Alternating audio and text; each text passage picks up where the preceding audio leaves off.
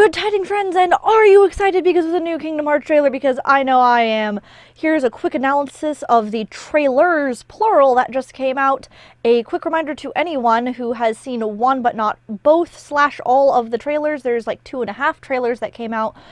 Besides the story trailer, there is the theme song trailer in both the English and Japanese version with the new Yudata Hikaru Kingdom Hearts 3 opening song, which has a few new scenes or slightly different versions of scenes interspersed within the video, and a big additional scene that we'll be talking about. So if you haven't seen those, I highly recommend you go knock those out first. Getting right into it.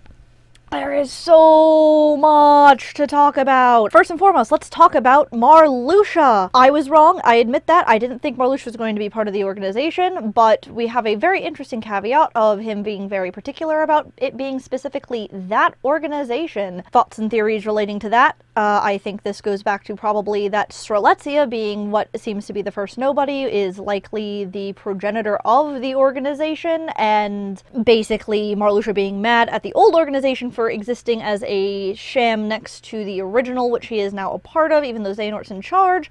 I still think, based off of how things have been set up, either Lucia or, ironically, of all people, Xemnas are going to have to wind up in some capacity betraying or not really being okay with what's going on with the current organization, given that they were sort of opposing before, because obviously if Lucia is so down with this organization and was so against Xemnas' rule before, it meant Xemnas was doing something he was not supposed to be doing.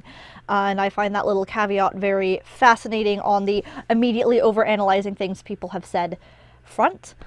I know it seems like it's a pretty big jump. There are smaller steps that I don't really want to get into here in this video, but I think my conclusion of seeing Lucia as part of the current organization basically goes back to the idea that the organization was actually, the true organization was actually founded during the Age of Fairy Tales, involving the Master of Masters, or the Foretellers, or the second-gen Foretellers, which Loria, Lucia somebody, was originally a part of, and I think it's going to have to do with a lot of that stuff, basically. The next big thing, Vanitas confirmed after Lucia confirmed. Again, not something I'm particularly surprised about, something I was screeching about happening ages ago. The caveat I find most interesting in this is that based on his conversation with Sora, it personally, to me, implies that he didn't actually spend any time in Sora's heart like I feel a lot of us had previously assumed, that part of him got sucked in with Ventus. Maybe that's still the case, given the phrasing, but that really reflects poorly on Sora, because I chalked up a lot of things to, well, you had to deal with a Vanitas inside of you,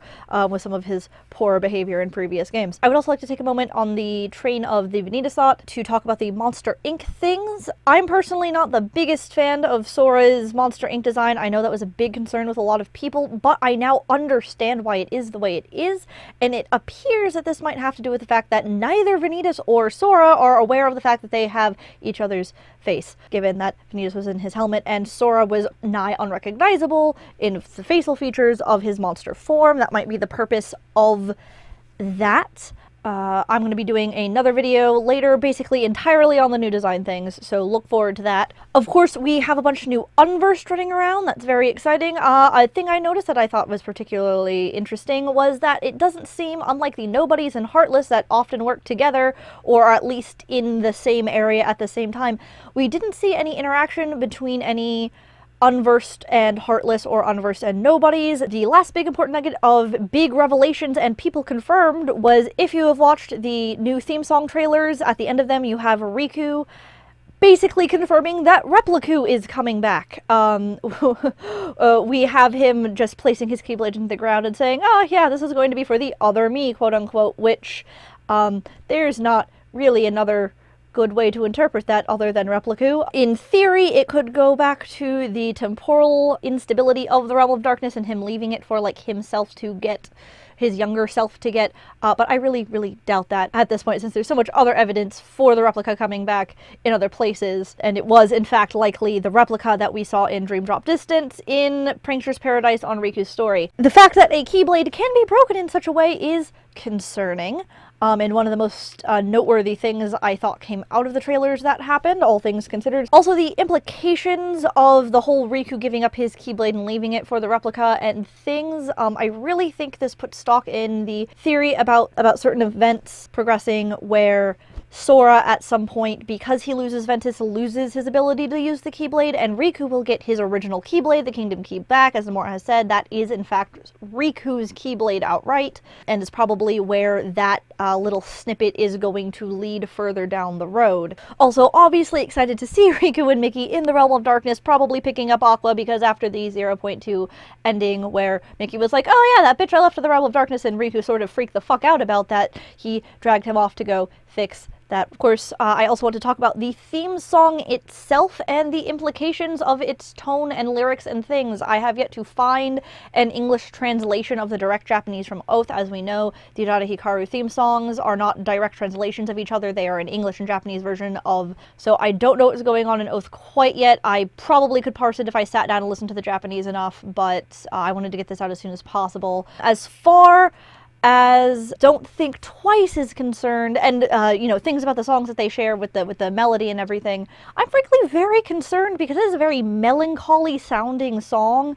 The feelings that are invoked by this piece are very different from Simple and Clean and Passion or Sanctuary. Now I know it will probably get a snazzy remix for the opening version like Simple and Clean, and that will, set a slightly different tone for the beginning of the game, but even so, it's hard to imagine something that doesn't have a bit of the somberness that the song seems to inherently hold. Now, I find it very interesting that after having listened to it like 80,000 times in the last couple of hours since I woke up, as far as the tone of the song is concerned, it reminds me of Final Fantasy 15 and Crisis Core, which are not happy games.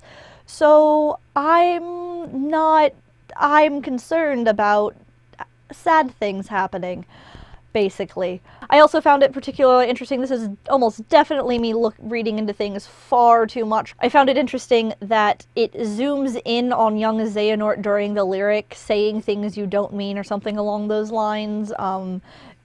I want to make that have stock in the Baby Nort gets a redemption arc theory, but I know it's not actually that solid. And I think that's going to be it. Probably sometime later you might get a more in-depth analysis talking about some of the big points I kind of dropped without a lot of talking about the evidence or why I'm thinking about those things with Lucia, Ventus, and the Replica, and Xemnas even. So for now, have my vomit first impression excited. Here are some theories off the top of my head after just watching it, and save your tears, 'cause I'll be back.